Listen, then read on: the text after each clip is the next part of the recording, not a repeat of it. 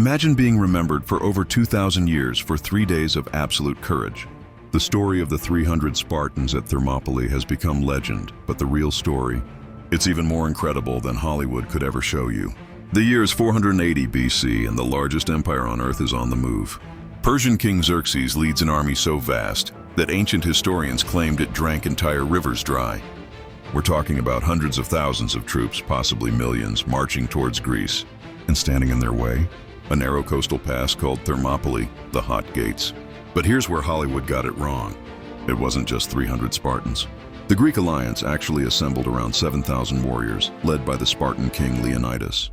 They chose Thermopylae brilliantly, a passage so narrow that Persian numbers meant nothing.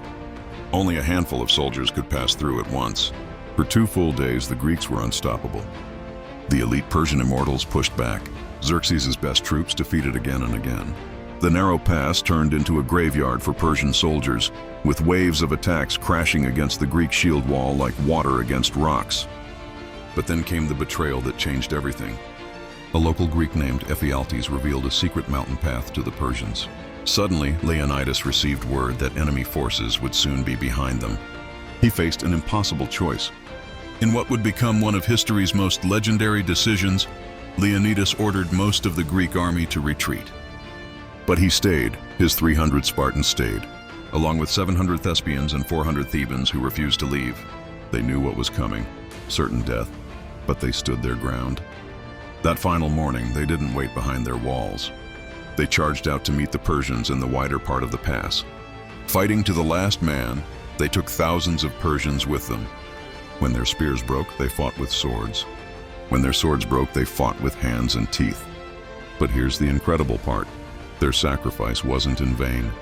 Those 3 days bought crucial time for Athens to evacuate its citizens and prepare a naval strategy that would eventually defeat Xerxes.